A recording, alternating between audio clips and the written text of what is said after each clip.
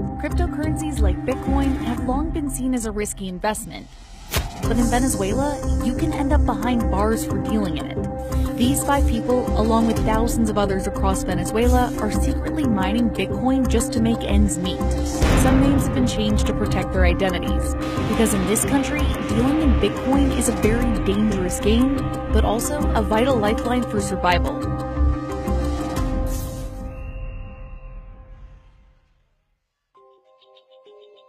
Venezuela was once the richest country in South America, but now it's a country in crisis.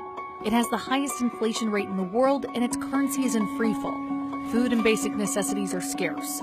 People are rationing toothpaste and toilet paper. There's even reports of hungry Venezuelans killing flamingos and anteaters for food. The IMF reported prices in Venezuela rose 470% last year and projects more than 1,100% for this year. Against this backdrop, cash-strapped locals have been turning to mining cryptocurrency just to get by. In the cryptocurrency world, mining is essentially bookkeeping for digital transactions. When someone mines, they earn digital currency as a payment for their efforts. It's been a lifeline for people like this man, who goes by the nickname Brother. He initially got into mining because his $43 a month government job wasn't enough to support the baby girl he and his wife had on the way. The 29-year-old started mining by secretly using computers in his government office, and only agreed to talk to CNBC under anonymity. Por ella, o sea, por la niña no pensé en que fuese como un riesgo de qué me puede pasar dentro de la empresa, sino más bien debo tomar el riesgo por ella. Debo hacerlo por ella. Brother's story is a familiar one. David Fernando Lopez has since fled Venezuela, but he once ran a Bitcoin mining farm. He was 40 years old and didn't have a job. Mining was the one thing that could take him out of poverty. You can feed a family with one Ether ring. It's a time. And people are doing it. Yes, a lot of people. A lot of them. Andrea Perez works 3 jobs, yet mining Bitcoin represents roughly 80% of her income. For me, Bitcoin has represented the ability to be able to support and feed my daughter in a very volatile environment. Venezuela's currency, the bolivar, has lost 99% of its value in 5 years, but Bitcoin, Ether, and other cryptocurrencies are insulated from all that.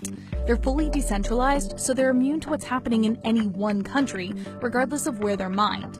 And though extremely volatile, cryptos are proving to be one of the most stable things in Venezuela right now. Why are so many people in Venezuela getting into the Bitcoin mining craze right now? Because they can barely make a living with their jobs there, or if they are professional, they are not able to work.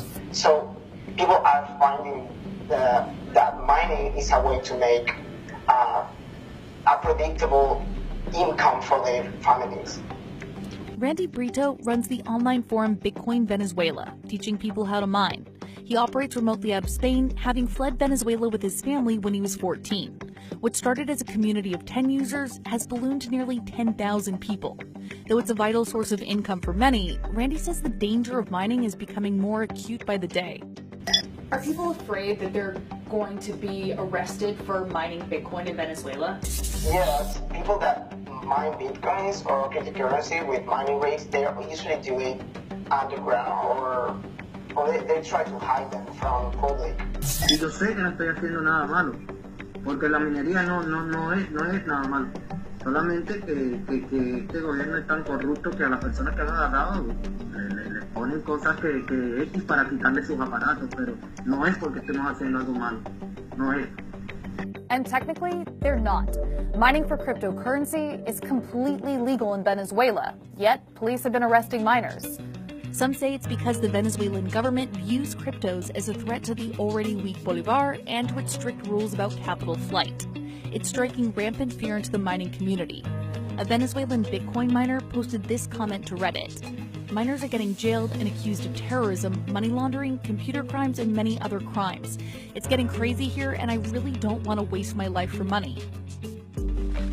A year ago, Tego Sanchez spent his life savings on mining hardware and taught himself to mine. It now accounts for 80% of his income. But the 23-year-old lives in constant fear of being caught after seeing his friends arrested in raids.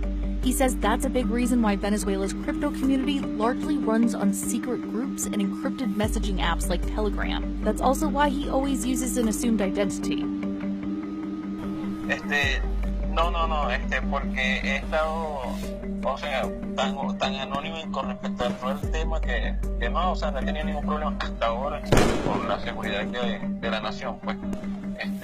Ni siquiera mis amigos saben que hago. Esto nada más lo hago yo y nadie sabe qué hago. Y como vivo con mi abuela, es la única que sabe lo que hago. Todo esto es una locura, pero con respecto a la nación, no, con la seguridad, no. Hasta el momento no. Matteo Patino taught himself to mine back when the economy went sideways in 2012. At the height of Bitcoin's value, he raked in up to $600 monthly, roughly 3 times the wage of his former job as a journalist. But now, he's facing the scrutiny of the police. Yeah, I was actually approached by the authorities, by the political police here, just causing me. They started to ask questions about why I was having so much power from my house. This is one way authorities track down miners. Venezuela has heavily state-subsidized electricity. That keeps the price low, which is huge because mining for cryptos takes up a whole lot of electrical power. But it also means police monitor power consumption all across the country. And when they see that somebody is using too much of it, they go after them. That's why many arrests of miners are on charges of internet fraud and electricity theft. One arrest claimed a miner was endangering the stability of the town's electrical service. When asked about the crackdown on miners, a detective from the National Police told CNBC that in many cases, suspects were exploiting resources without documentation. And it is a real concern.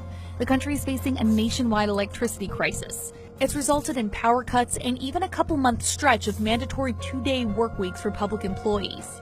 That's why Brother not only protects his online identity, he also conceals his electrical footprint. He says he split his mining equipment across 3 different locations. He then pays neighbors to use their electricity so he can spread his devices across multiple power grids. It's all in an effort to remain as anonymous as possible. But even when you take these kinds of precautions, Matteo says mining for Bitcoin in particular is a major gamble. Mining Bitcoin became something out of a spy movie because miners were getting arrested on false charges. Many Bitcoin miners are being prosecuted. Many they're scared, they're paranoid, and the fact that in December 2016 there were several raids across the country from the political police, the intelligence officers here in Venezuela. A lot of people started to get scared. Some of the miners we spoke to say it's simple. If you're too good at mining, you become the target of extortion by government officials. They say that if you don't pay up, you're rounded up in raids by the Sabine. Now that's the acronym given to the country's secret police. David ultimately had to get out of the business entirely for his own safety. This country is really corrupt, so if I show everyone I have a big installation, somebody's gonna try to bribe me or try to rob me. It's like this country is like this. 99% of David's net worth is still invested in Bitcoin, but now he trades the cryptocurrency and watches as a bystander as the danger of mining grows. So you said that mining for Bitcoin makes you a honeypot for cops. Have you ever been targeted by the police? No, I never been targeted by police, but a lot of friends that have mining operation have been. So Venezuelans are now either going underground or entirely offline. But the fact remains that countries in deep political and economic crisis, like Venezuela, are a big reason why digital currency alternatives are so important. David says the easiest way to get basic amenities is using his crypto cash on e-commerce site purse.io. He orders staples like soap, deodorant, and shampoo, then a courier from Miami will deliver the goods right to his office. Joe Lubin is the co-founder of cryptocurrency Ethereum. He argues that in challenging conditions where natural currencies are spiraling out of control, cryptos are integral to survival. These kinds of options are basically a lifeline, really. Yes, they're volatile, but they represent real life-saving value to many people in many countries around the world.